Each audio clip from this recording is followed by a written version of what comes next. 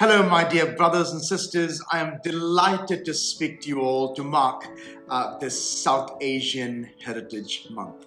I was born in Kerala and raised in Bengaluru and spent half my life in India before moving to the United Kingdom in 2001.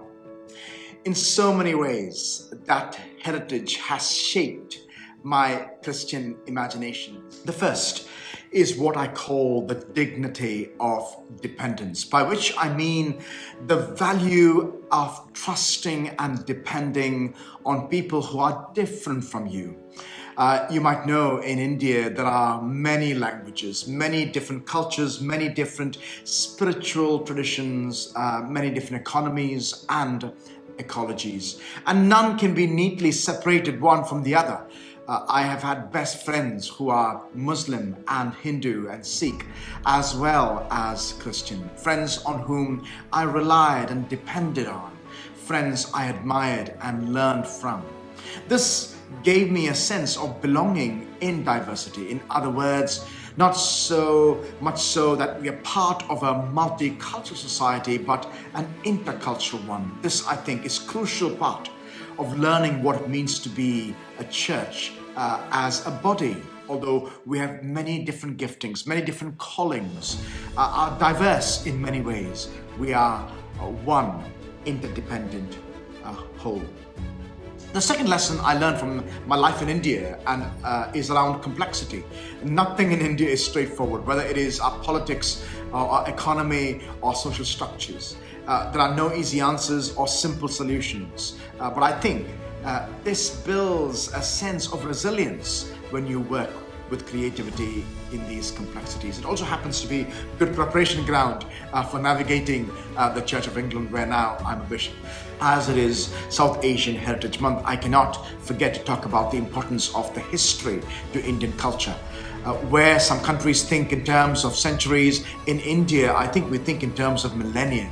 The oldest Vedas date back to 1,500 years before Christ, and the Indus Valley civilization even before that. So for me, legacies matter, stories matter, and how we honor those who have gone ahead of us matter. I think that gives us a sense of great appreciation for genealogies and histories within scriptures, and why it is so important to me. Finally, and perhaps most importantly to me, the gift of hospitality.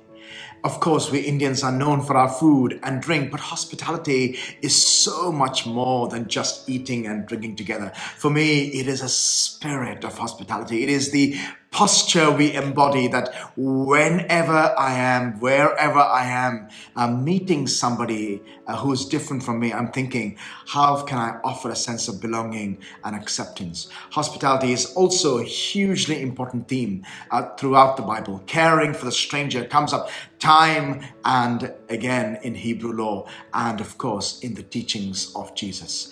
And I love what the writer of the book of Hebrews says: do not forget to show hospitality to strangers. By doing so, you might even entertain angels without knowing it. So my appreciation of hospitality has its roots in scriptures, but the way I learned to practice it certainly was cultivated in South Asia. My name is Reverend Riffat Zamurad. I was born and brought up in Pakistan. I studied in Pakistan. I was a qualified nurse back in there. I'm also a vicar's daughter. My parents, they've been Christian for generations. But how I feel here in this country, when I came in 2001 as a qualified nurse, coming into this country was a true blessing for myself. I adopted so many things. I brought my own values, and also I learned the value from here. I've always been a churchgoer. Started as an Asian Christian Fellowship and then carried on. I did my training in St. Mellitus College in Nottingham and was placed in this place, which is Scrooby, completely white church. Both my churches, I've got white congregation. I feel I was drawn into this place for a very good reason. The good reason was, as I said, the church is very white. And I always make fun of this thing, saying that I brought the color because God loves us. God loves all the colors. God created us in His own image. We are all God's creation. And I feel like when I was called in this place, the changes need to be made somehow, in a sense like to be accepted who we are, rather than hiding myself. I feel very proud saying that I am born and brought up in Pakistan. I'm Asian. As Jesus said that I've not come to abolish the law, but to fulfill the law. So I've not come to change England, but I've come to learn their values and bring my own values into it and bring them together and learn from each other. This is such a good way of understanding others' culture and making them to understand my own culture also.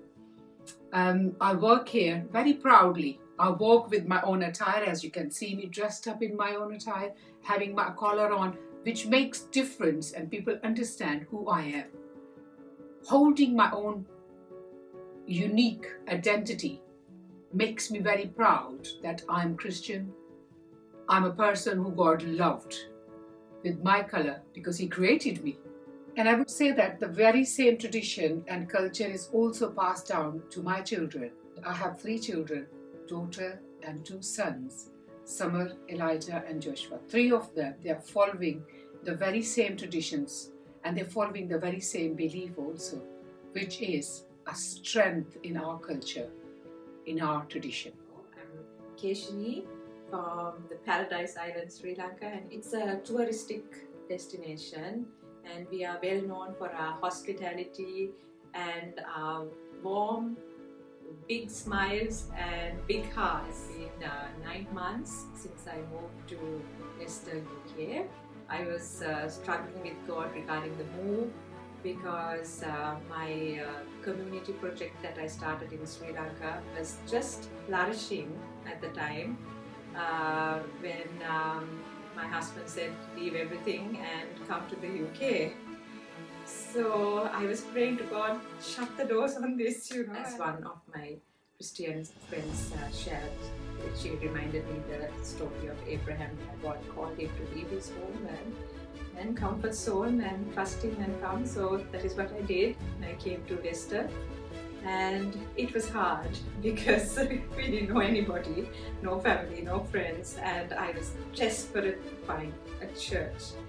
So I went church hopping. I just visited 2 churches and I didn't feel like my community church, which I belong to in Sri Lanka, I really missed that community church family. And I was longing for deeper experience. And I cried out to God one day. I said, God, I'm desperate. Find me the right church. I'm believing in You for it. And then I found, when I was driving the opposite direction to school, I noticed that he had the coat and the collar, and it seemed familiar with the clergymen in my country. So then I told God, okay, lead me. And He led me to the road. And I found the clergyman. And I said, please, I'm sorry to disturb you, but I really need to find a church for me. So then, he was also taken by a surprise. But then he spoke to me and said, okay, we belong to a church, or maybe a senior members church.